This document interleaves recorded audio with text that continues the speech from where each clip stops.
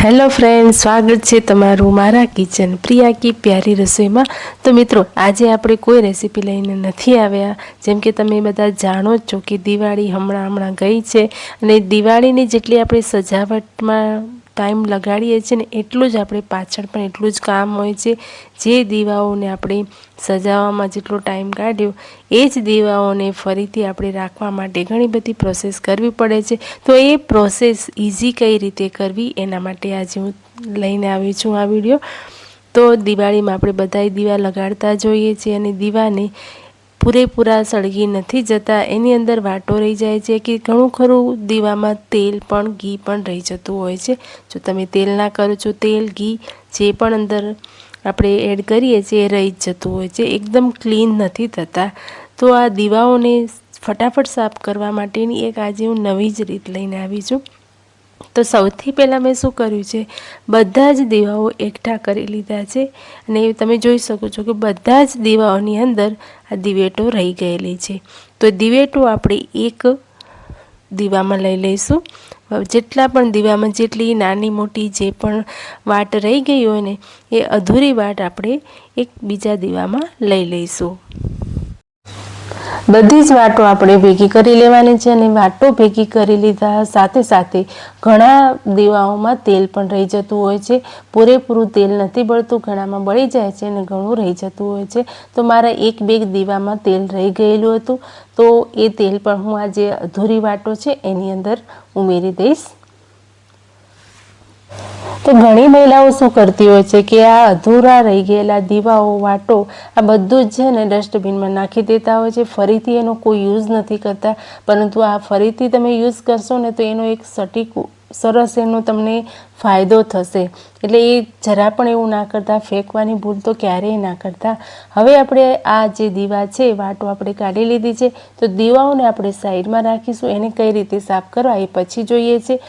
તો સૌથી પહેલાં આપણે જોઈ લઈશું આ વાટોનું આપણે શું કરવું છે। તો મેં અહીંયા લઈ લીધા છે 3 લવિંગ। અહીંયા તમે લવિંગની ક્વોન્ટિટી વધારી પણ શકો છો, 4 થી 5 પણ લઈ શકો છો। તો મારી વાટો આટલી જ હતી એટલે મેં અહીંયા 3 લવિંગ લીધા છે। 3 લવિંગને આપણે આ દીવાની અંદર ઉમેરી દેવાના છે।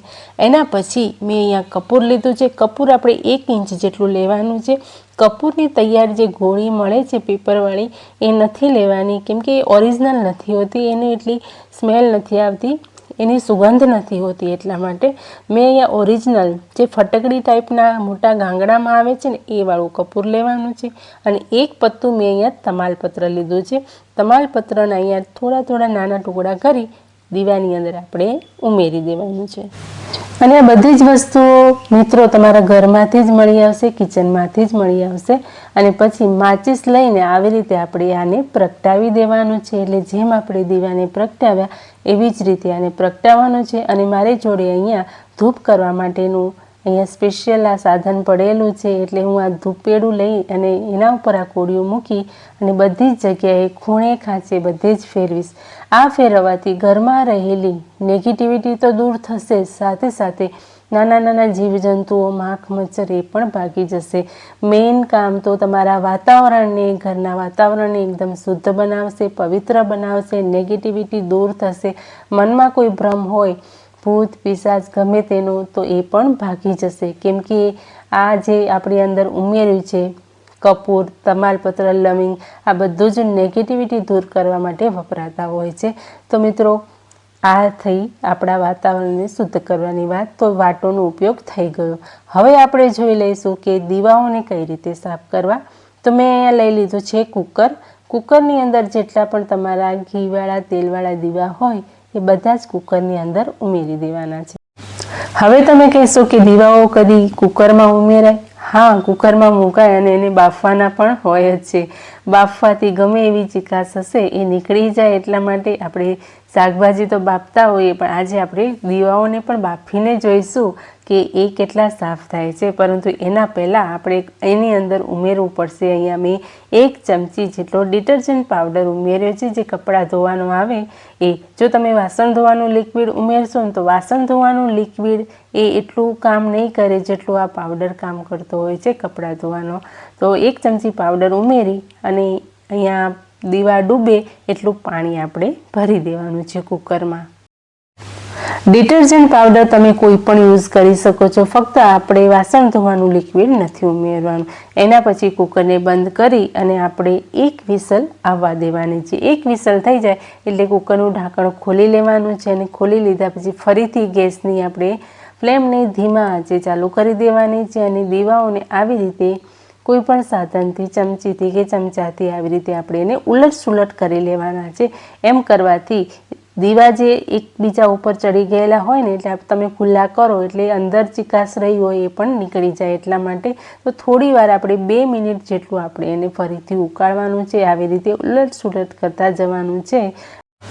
તમને એવું લાગશે કે આ તો ઝંઝટ છે, પણ ના, જરાય ઝંઝટ નથી. કેમ કે જો તમારે 12 મહિના સુધી એટલે 1 વર્ષ સુધી તમારે દીવાને રાખવા છે, એનામાં કોઈ સ્મેલ ના આવે, કોઈ જીવજંતુ ના ચોટે, એટલા માટે તમે આ પ્રોસેસ કરશો ને તો તમારા દીવા ફરીથી નવા જેવા જ થઈ જશે. એ તમે આ પછીની પ્રોસેસ જોશો ને એટલે તમને જરૂરથી ખ્યાલ આવી જશે. તો હવે મેં અહીંયા કાણાવાળું એક વાસણ લીધું છે અને એનામાં આપણે આ દીવાને આવી રીતે ઉમેરી દેવાના છે. એટલે એનું પાણી જે છે ને કાણામાંથી બધું નીકળી જાય અને દીવા ઉપર રહી જાય. કેમ કે આપણે એને એકદમ ઉકાળ્યું છે એટલે દીવા થોડા ગરમ છે. માટીવાળા છે એટલે એટલા બધા ગરમ ના થાય, પણ તોય ગરમ હોય એટલા માટે. ને હવે આપણે ચોખ્ખા પાણીથી દીવાને આ સરસ રીતે સાફ કરી લેવાના છે. જો તમે વાસણમાં લઈને ધોશો તો 2-3 પાણીથી ધોવા પડશે. જો તમે ડાયરેક્ટ આવી રીતે વોશ કરશો ને તો તમે એક જ પાણીથી ધોશો તો પણ ચાલશે. તો બધા દીવાને આપણે આવી રીતે ધોઈ લેવાના છે. અને આ જે દીવાની મેં તમને પ્રોસેસ બતાવી એ પ્રોસેસ માત્ર 6 થી 7 મિનિટની અંદર થઈ જાય છે. કેમ કે 2 થી 3 મિનિટમાં વિસલ આવી જાય છે અને પછી 2 મિનિટ આપણે આને ઉકાળવાનું છે. એના પછી આ દીવા ધોતા તો 1 મિનિટથી વધારે થતું નથી. અને પછી બધા જ ધોયેલા દીવાને આવી રીતે કોઈ વાસણમાં મૂકી દેવાનું. થાળીમાં મૂકો તો પણ વાંધો નથી. બધા જ દીવાને એક સરખી રીતે ગોઠવી દેવાના.